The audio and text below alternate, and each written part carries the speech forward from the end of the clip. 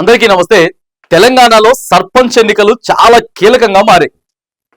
ప్రభుత్వానికి ఎన్నికలు నిర్వహించాలంటే మామూలు సవాల్గా కాదు, ఎన్నో అడ్డంకులు ఉన్నాయి. 1.25 లక్ష పంచాయతీలు అడ్డంకులు ఉన్నాయి.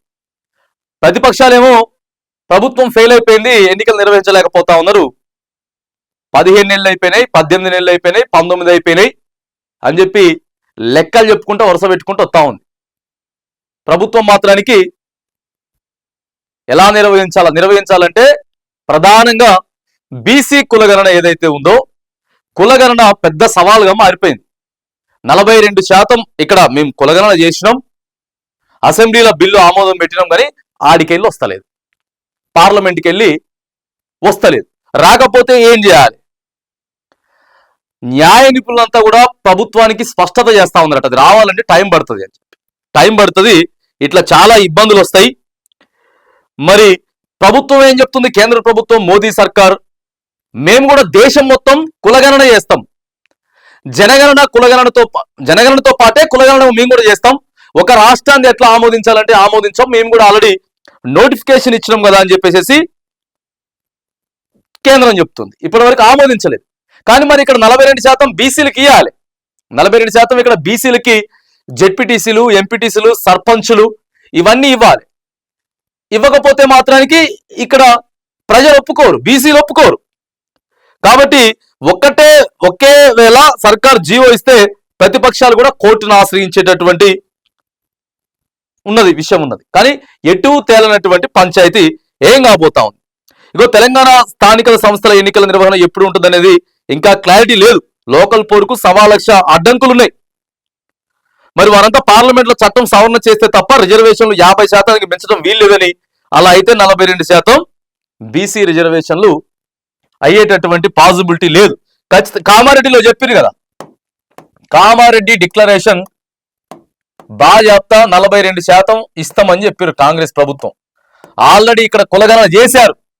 కులగణన చేసి ఒకవేళ పార్లమెంటు నుంచి ఆమోదించకపోతే పార్టీ తరపు నుంచి అయినా ఇవ్వాలి కదా, కాంగ్రెస్ పార్టీ తరపు నుంచి రాజకీయ పరంగా అయినా ఇవ్వాలి, మేము ఇస్తున్నామని చెప్పుకోవడానికి. లేకపోతే అక్కడ ప్రతిపక్షం ఏం చేస్తుంది? ఇబ్బంది చేస్తుంది.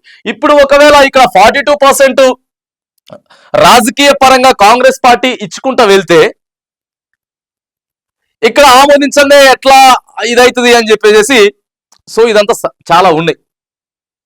చాలా ఉండటంతో వీటితో పాటు మరి ఇక పథకాలు ఏంటిది, పథకాలు ఎట్లా చేయాలి, ఏమేం పథకాలు ఇచ్చడం, రాజీవ్ వికాసం అని చెప్పి చాలా పెద్ద పథకం తీసుకొని వచ్చింది ప్రభుత్వం.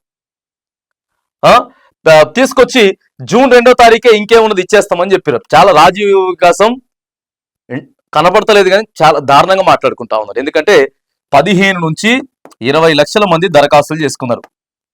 జూన్ 2వ తారీఖు ఇస్తామని చెప్పింది ప్రభుత్వం. సో ఇప్పుడు నిరుద్యోగులంతా కూడా దీని గురించి మాట్లాడుకుంటా ఉన్నారు.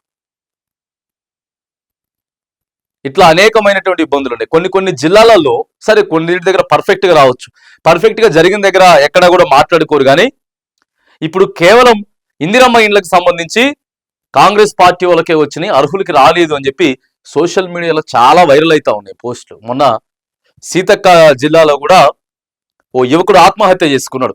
ప్రశ్నించినందుకు ఇల్లు ఇవ్వకపోగా వేధింపులు చేసి ఇష్టానుసారంగా కేసులు పెడితే ఆయన ఊరేసుకొని చచ్చిపోయింది అని చెప్పేసి అది రాష్ట్ర వ్యాప్తంగా కూడా సంచలనం అయింది. వీటన్నిటి నేపథ్యంలో దీంతో పాటు ప్రెజర్ ఎక్కువైపోతా ఉంది ప్రభుత్వానికి ప్రెజర్ ఎక్కువైపోతుంది. ఓ వైపు పంచాయతీ సెక్రటరీలు వాళ్ళు ప్రత్యేక ఆఫీసర్లుగా ఉన్నారు, వాళ్ళకి ఇబ్బంది అవుతా ఉంది. సర్పంచులు లేరు, ఎన్నికలు నిర్వహించాలని చెప్పేసి అనేకమైనటువంటి వాదనలు వస్తూ ఉన్నాయి.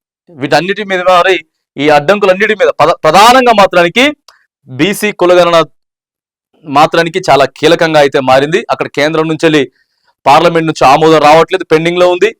మేము దేశమంతటా చేస్తామని చెప్పి కేంద్రం చెప్తుంది, వీళ్ళేమో ఇక్కడికి వెళ్ళి పంపించిండ్రు. అక్కడ పంపించకపోతే, అక్కడ నుంచి వెళ్ళి రాకపోతే మనం ఇవ్వడం రాజకీయ పరంగా ఇవ్వాలన్నా కూడా ఇబ్బంది అవుతా ఉందని చెప్పి న్యాయ నిపుణులు చెప్తున్నట. ఇట్లా ఇస్తే ఇది సాధ్యం కాదు అని చెప్పేసి. వీటన్నిటి నేపథ్యంలో మరి సర్కార్ ఎట్లాంటి ఆలోచన చేయబోతా ఉంటది, మరి ఈ 20 తర్వాత నోటిఫికేషన్ ఇవ్వబోతా ఉన్నారు, ప్రభుత్వం ముందుకు పోబోతా ఉంది అని చెప్తా ఉన్నారు. కానీ చాలా అడ్డంకుల నడుమ మరి ప్రభుత్వం స్థానిక సర్పంచ్ ఎన్నికల్ని మాత్రానికి సో ఎట్లా ఎందుకంటే ఒక పక్క కోర్టు కూడా చెప్పింది సెప్టెంబర్ 1వ తారీఖు లోపు మరి ఎన్నికలు కూడా నిర్వహించాలని చెప్పి. ప్రభుత్వం ముందు మేము జెడ్పీటీసీ ఎంపీటీసీ పెడతామా సర్పంచ్ ఏదేమైనా కానీ సెప్టెంబర్ 1 అయిపోతా ఉంది, జులై అయిపోతా ఉంది.